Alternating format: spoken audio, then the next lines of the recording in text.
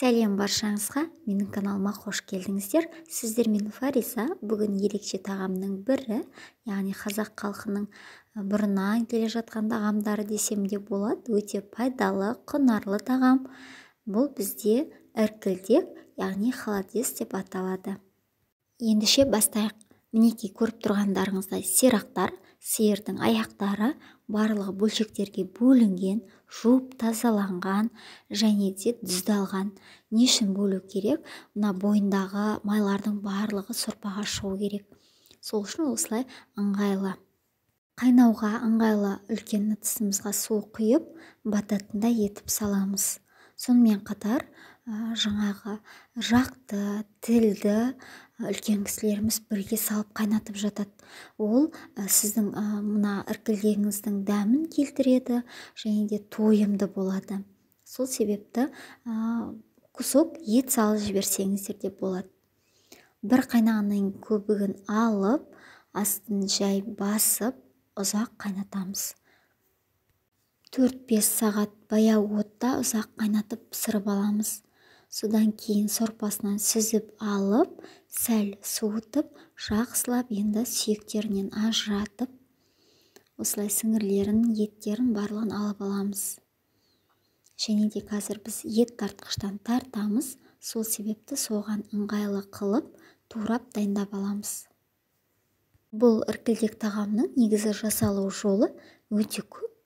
Сонымен қатар кімге қалай ыңғайлы, қалай ұнайды, өздеріне ыңғайлы қылып, кез келген көкөністер болсын, дәмдеуіштерді қосып жасап жатады.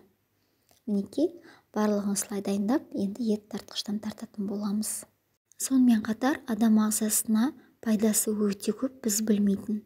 Және құрамында бұның кальций мол, сүйектің қатаюына, буын ауруларына, сүйек ауруларына пайдасы көп. Сол себепті бұрынғы біздің аталарымыз бұны бұрыннан пайдаланатын болған. Енді тартып болғаннан кейін арасына мен сарымсақ тартып жатырмын. 4 дана сарымсақ пайдаландым. Сіздер одан да көп пайдалансаңыздар да болады. Тұз саламыз, қара бұрыш саламыз және де сорпасын құйып, жақсылап араластырамыз. Көп жағдайда сол өзінің сорпасына осы қоюын салып, бірден бір қайнатып жібереді. Олай жасауға да болады. Ал менің жасап жатқан тәсілім, мен керек мөлшерде ғана сорпасын құйып жатырмын. Демек, менің іркілдегім өте қою, тығыз болып шығады. Сіздерге қалай ыңғайлы, солай жасайсыздар.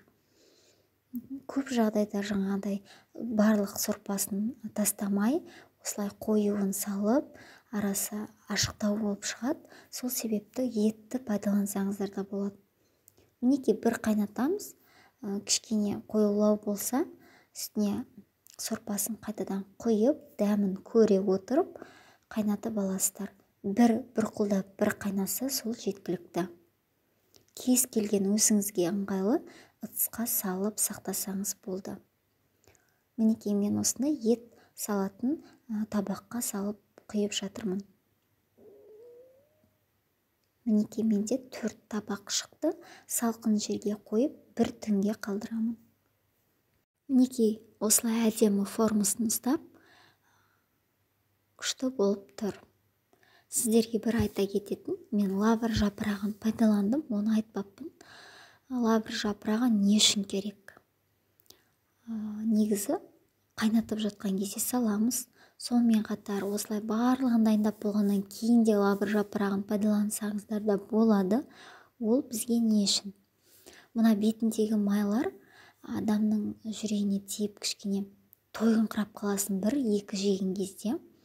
Ал сіз кішкене лавр жапырағын салсаңыз, ол қышқылтатып тұрады да, сіз нанға қосып бұл тағамды жібересіз. Демек, мына майды кішкене қышқылдатып жібереді. Сол себепті лавр жапырағын көп пайдаланады. Міне, әдемі болып шықты. Сіздерге жасауға кеңес етемін. Керемет, дәмі де, түрі де барлығы әдемі шыққан. Осылай қарапайым жасап көріңіздер. Менің каналыма тіркеліп қойды ұмытпаңыз. қоңыраушаны басып қойыңыз, менің жаңадан шыққан видеоларымды жіберіп алмас үшін. Көп рахмет. Сау болыңыздар. Сіздермен Фариса ас болсын.